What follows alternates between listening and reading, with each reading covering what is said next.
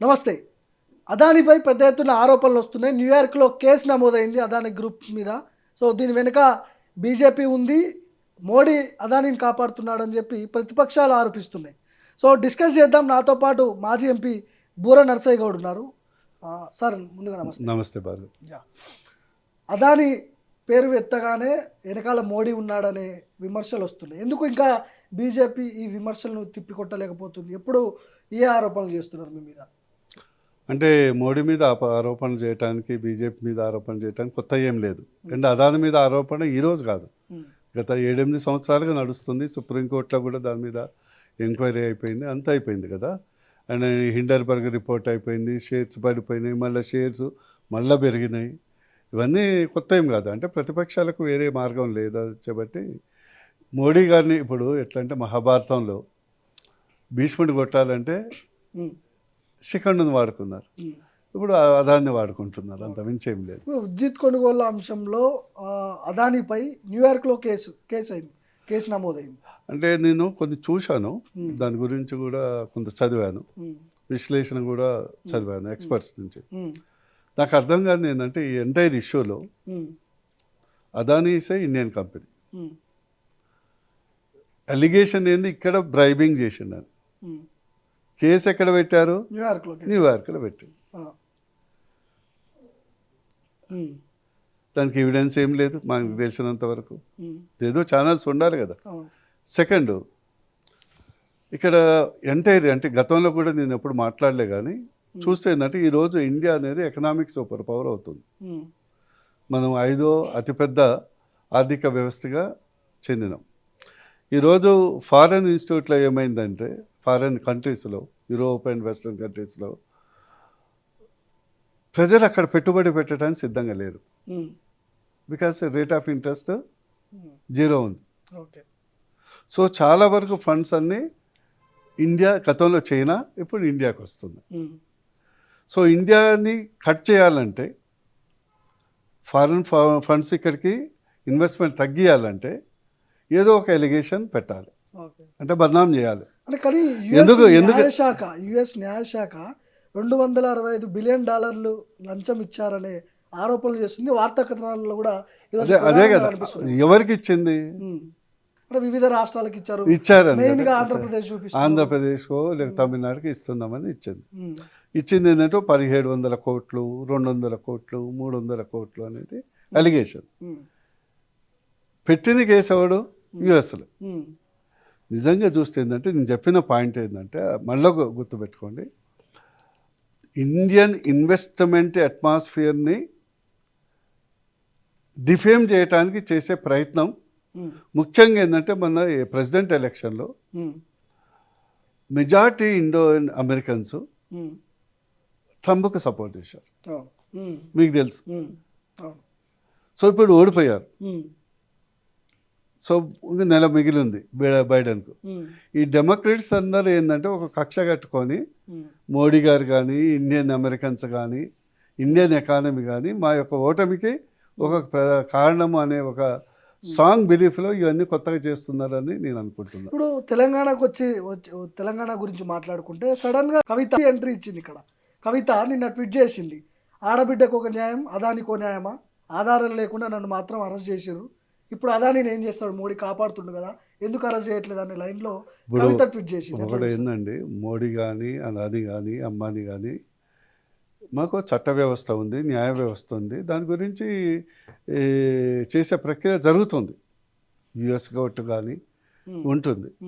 ఒకటి ఏంటంటే నా బాధాకరం, నేను అదాని సపోర్ట్ అని కాదు, నేను ఓన్లీ మన ఇండియన్ సపోర్ట్ అని. ఓకే, నేను మీకు ఎప్పుడు చెప్తుంటా కదా, అందరూ ఆర్థికంగా ఎదగాలి. That is my philosophy. Okay, ఆర్థికంగా ఎప్పుడు ఎదుగుతాము?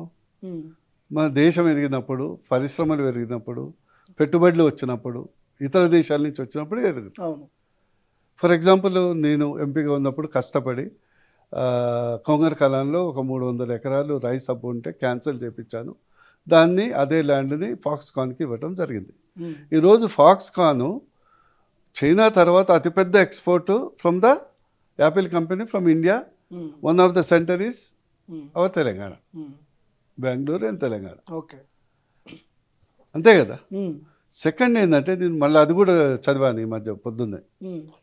అదానీ కంపెనీలో అదాను సొంత పెట్టుబడి ఎంత, పబ్లిక్ పెట్టుబడి ఎంత, ఫారెన్ పెట్టుబడి ఎంత, చాలా ఆశ్చర్యం వేసింది.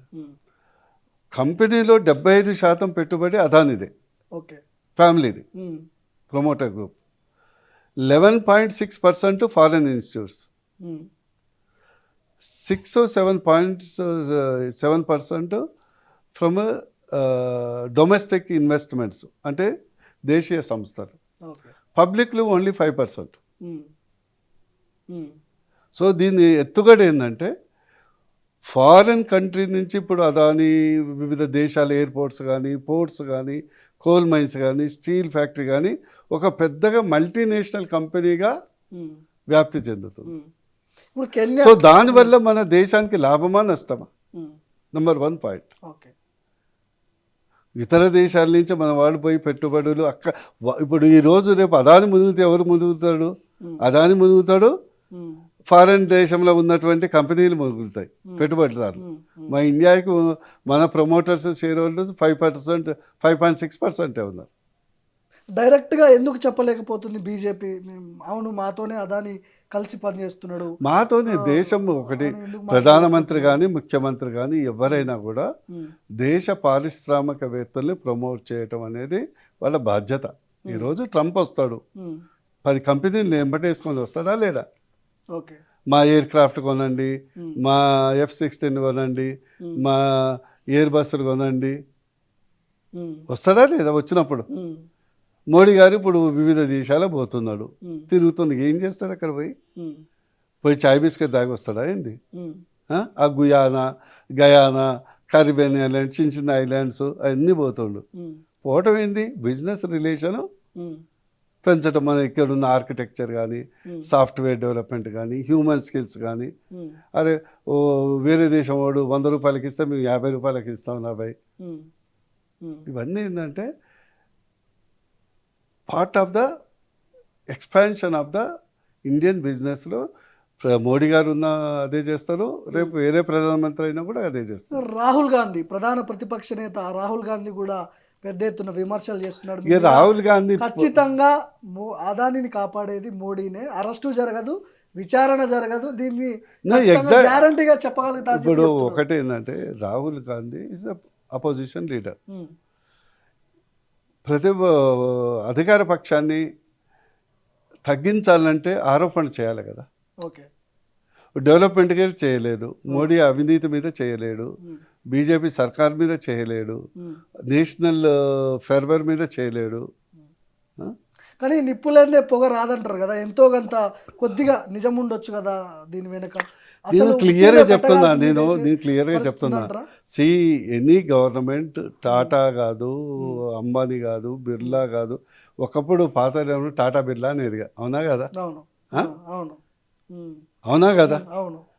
నేను చిన్నప్పుడు అయితే మేము టాటా బిర్లా అనేది, ఇప్పుడు అదాని అంబానీ వచ్చిండు, రేపు ఇంకోళ్ళు వస్తారు.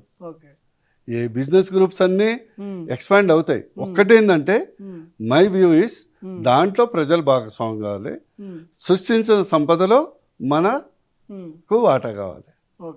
నేను చెప్తున్నా కదా, చాలామంది తెలియదు కానీ ఎంత విదేశీ సంస్థల పెట్టుబడులు మన దగ్గరికి వస్తే మనం అంత తొందరగా అభివృద్ధి చెందుతాం. ఫర్ ఎగ్జాంపుల్ రేపు RRRకు 30,000 కోట్లు కావాలి. ఎస్, ఎవరి దగ్గర పైసలు ఉంది? ఎవరి దగ్గర పైసలు ఉంది?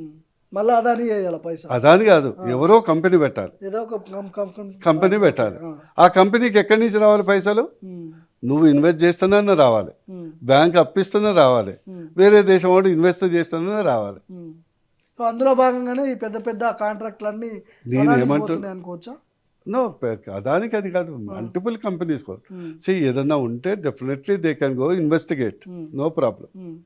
ఇప్పుడు ఇన్వెస్టిగేషన్, ఇప్పుడు అదానిని అందరూ పోయి రేవంత్ రెడ్డి పోయి కలిసి రాలే, రేవంత్ రెడ్డిని వచ్చి కలవలే. వాళ్ళకి బిజినెస్ మెన్కి ఇలా బీజేపీ ఉంది కాబట్టి బీజేపీతో పనిచేస్తారు, రేపు కాంగ్రెస్ వస్తే కాంగ్రెస్తోనే పనిచేస్తారు. కేటీఆర్ ఏమంటుండంటే మూసి ప్రక్షాళన అని చెప్పి కాంగ్రెస్ ప్రభుత్వం 150,000 కోట్ల కాంట్రాక్ట్ అదానికి అప్పచెప్తుంది, ఇందులో అదాని వాటా కూడా ఉందని చెప్పి కేటీఆర్ ఆరోపిస్తున్నాడు. నిజం ఏమైనా ఉండొచ్చా ఇందులో? ఇప్పుడు ఒకటి చెప్పనా, Musi development, one is political side, second is development side. Okay. ఈరోజు ఢిల్లీ సంగతి ఏంటండి, ఉమ్.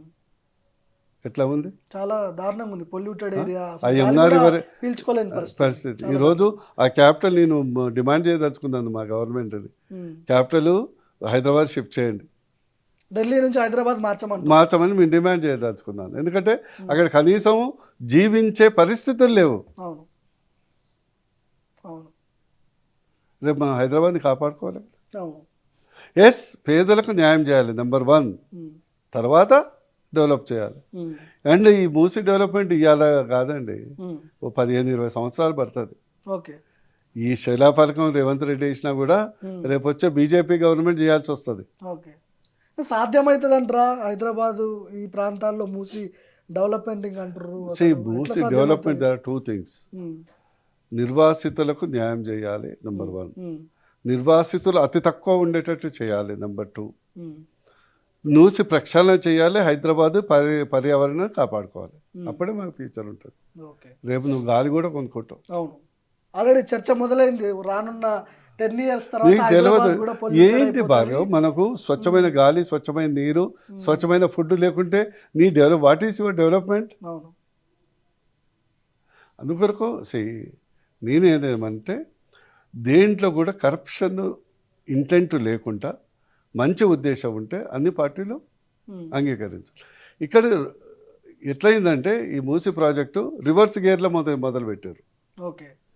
మూసీ ప్రాజెక్ట్ అంటే నాలాంటోడు ఎవరన్నా ఉంటే ఏం చెప్తాడు, first DPR, second sewerage control, third ఎంతమంది నిర్వాసితులు అవసరం ఉంది, వాళ్లకు ఉన్నదానికంటే బెటర్ ఫెసిలిటీస్, ఓకే.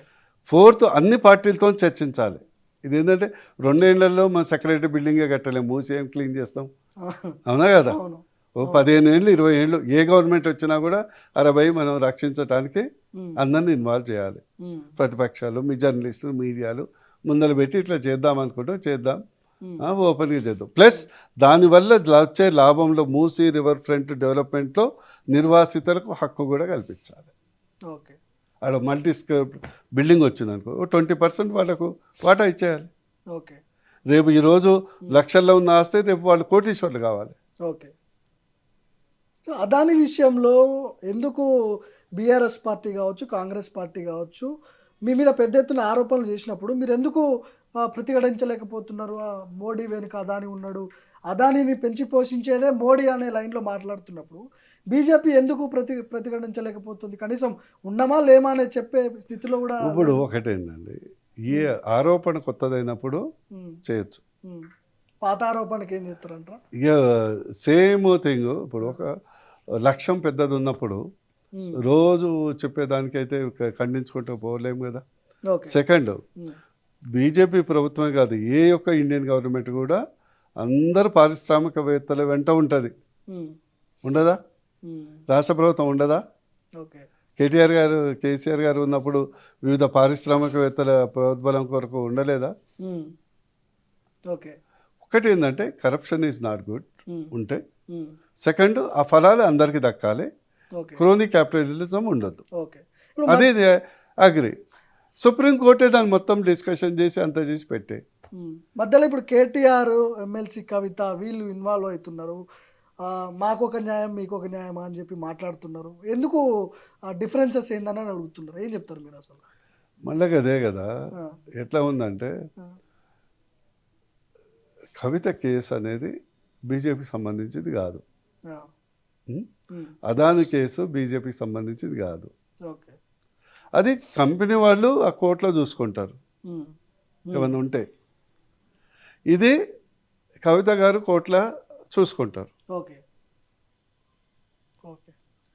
అంతేగాని ఇప్పుడు ఎట్లా ఉందంటే బీజేపీ ప్రభుత్వం మొన్న చంద్రచూడ్ గారు ఉండే చీఫ్ జస్టిస్, ఇప్పుడు కన్నా గారు వచ్చారు. మోడీ గారు చీఫ్ జస్టిస్ రోల్లో కూర్చున్నప్పుడు అప్పుడు మీరు అడగండి. Okay, right. కొంత బయటకు వద్దాం. తెలంగాణ ప్రభుత్వం భూసేకరణ పేరుతో, అంటే ఫార్మా కంపెనీల పేరుతో భూసేకరణ ప్రారంభించింది. తాజాగా లగచర్లలో పెద్ద ఇష్యూ అయింది, రాష్ట్ర వ్యాప్తంగా కూడా అది సంచలనం రేగింది. ఈ భూసేకరణపై మీ అభిప్రాయం ఏంటి సార్? మీరు ఏం చెప్పదలుచుకున్నారు అసలు? క్లుప్తంగా చెప్పాలంటే ఉమ్, ప్రగతికి దారి కావాలి, ఉమ్, ప్రజల ప్రగతికి రహదారి కావాలి, ఓకే. అంతే కదా. ఉమ్, ప్రజలను అంటే కాకుల్ని కొట్టి గద్దలకి వెయ్యొద్దు. ఓకే. Number 1 principle. చిన్నోళ్ళని కొట్టొద్దు అంటారు, కొట్టొద్దు రైతులని, పేద ప్రజలని, పేదలు. వ్యవసాయం తీసుకున్నట్టు. ఈరోజు జరుగుతున్నది ఏంది, నేను ప్రభుత్వానికి చేసే సలహా ఏంటంటే ఫస్ట్ మీ మేనిఫెస్టో అమలు చేయండి. ఉమ్, మీ మేనిఫెస్టో అమలు అమలు చేయండి. ఉమ్, సెకండ్, మీరు ఏ పరిశ్రమ పెట్టదలుచుకున్నారు, ఎంత ఇన్వెస్ట్మెంట్ చేయదలుచుకున్నారు, ప్రభుత్వం దగ్గర ల్యాండ్ లేక మీరు కొత్తగా సేకరిస్తున్నారు. ఉమ్, పోయిన ప్రభుత్వమే 19,000 ఎకరాలు ఫార్మాసిటీ కొరకు సేకరించింది కదా, అవును. మరి అది ఎటుపోయినట్టు. ఇప్పుడు వాళ్ళు అదే మొత్తుకుంటున్నారు, బీఆర్ఎస్ వాళ్ళు కూడా. మేము ఆల్రెడీ సేకరించినాం, ఆ భూమి వాడుకోవచ్చు కదా, మళ్ళీ కొత్తగా సేకరించుడు ఎందుకంటే. 19,000 ఎకరాలంటే ప్రపంచంలో 1/4 దేశాలకు మందులు సరఫరా చేసే అంత పరిశ్రమలు పెట్టవచ్చు. ఓకే. ఉమ్, వదిలిపెడితే ఉమ్, 1,50,000 ఎకరాలు Telangana industrial infrastructure development corporation దగ్గర ల్యాండ్ ఉంది. దాని వైపు చూస్తున్నావా? ఉమ్, లేదు. ఉమ్, ఏ గవర్నమెంట్ వస్తే ఫస్ట్ నువ్వు పోయి ప్రజల ల్యాండ్ కావాలంటే అర్థం పర్థం ఉందా? సెకండ్, ఉమ్, ల్యాండ్ తీసుకునేటప్పుడు రైతుకు ప్రతి సన్న చిన్నకారు రైతులకు లాభం జరగాలనా లేదా? అవును. Fundamental united nations mass displacement principle ప్రకారము నిర్వాసితులకు నెంబర్ 1 బెనిఫిషరీ కావాలి. ఈరోజు ఎగ్జాంపుల్ చెప్తా. ఉమ్, 1 కోటి, 2 కోట్లు, 3 కోట్లు ఉండే ల్యాండ్ ఉమ్, నువ్వు 4 లక్షలు ఇస్తా, 5 లక్షలు ఇస్తా, 10 లక్షలు ఇస్తా, ఉమ్, అసలు ఇన్వెస్ట్మెంట్ ఎంత వస్తుందో తెలియదు.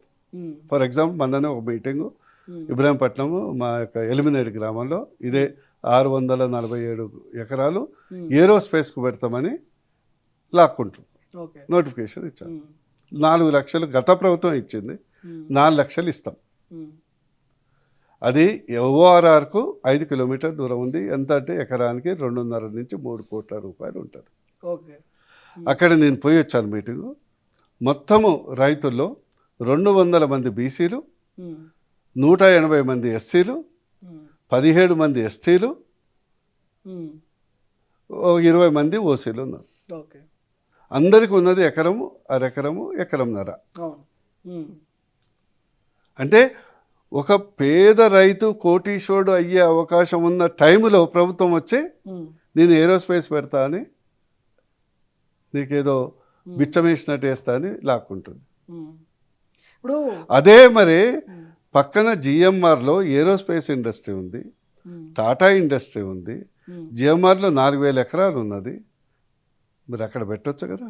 ఉమ్, అదే మరి ఊర్లో 100, 200, 300, 400 ఎకరాలు ఉన్న పెద్ద భూస్వాములు ఉన్నారు, ఇక పేర్లు నేను చెప్పదు.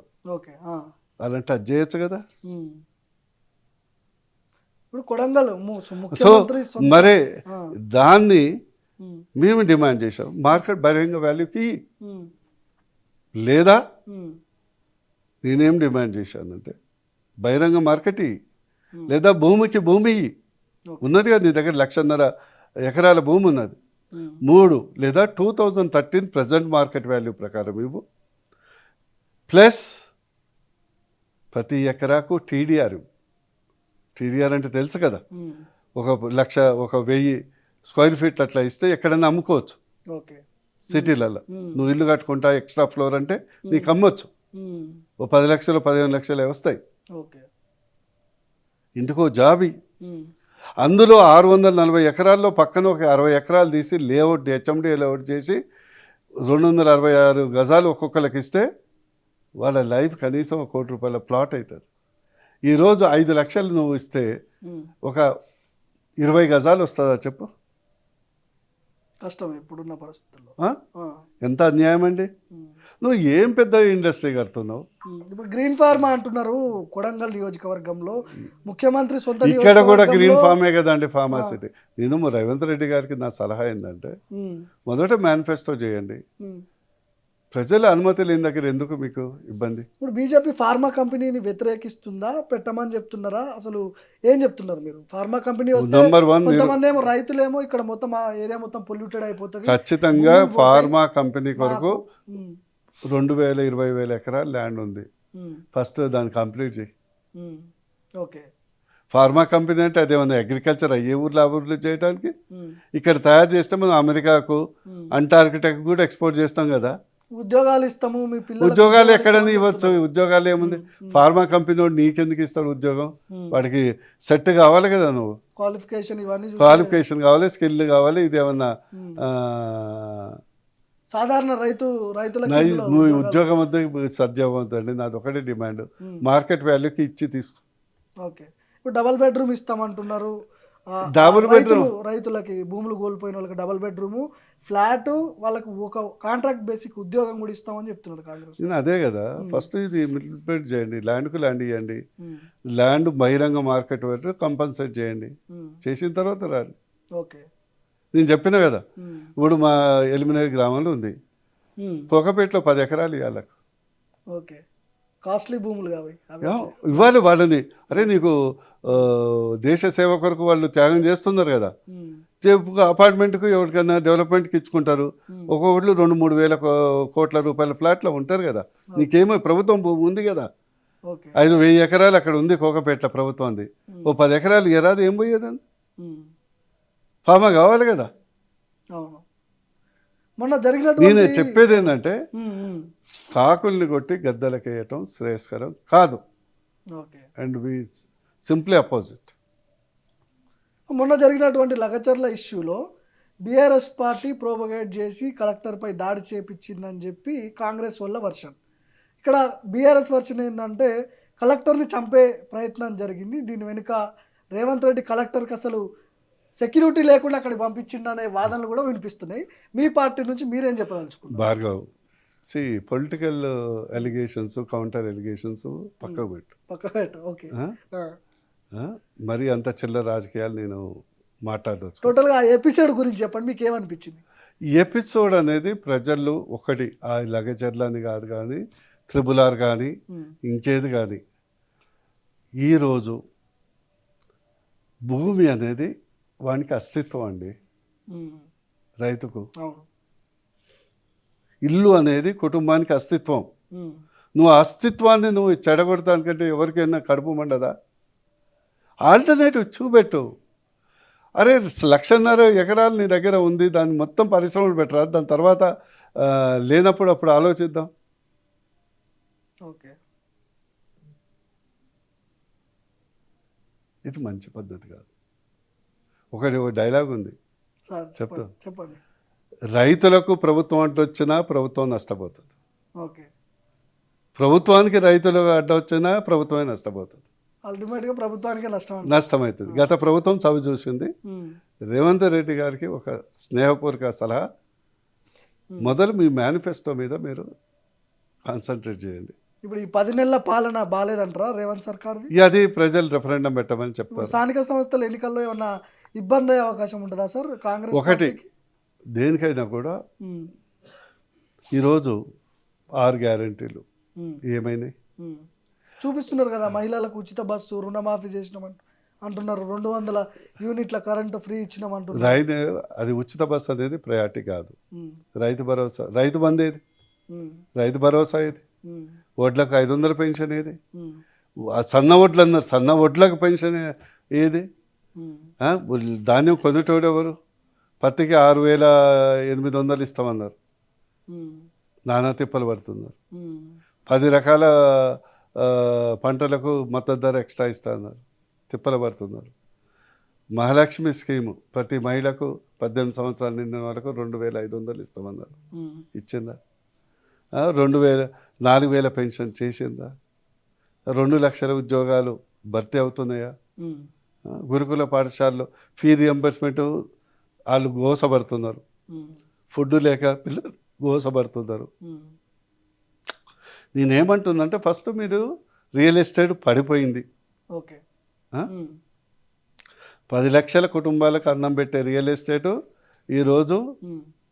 వాళ్ళందరూ అన్నమో రామచంద్ర అని పెద్ద పెద్ద బిల్డర్లే డీజిల్ పైసలు లేక ఉమ్. కష్టపడుతున్నారు. ఓకే. ఇది first see what is happening.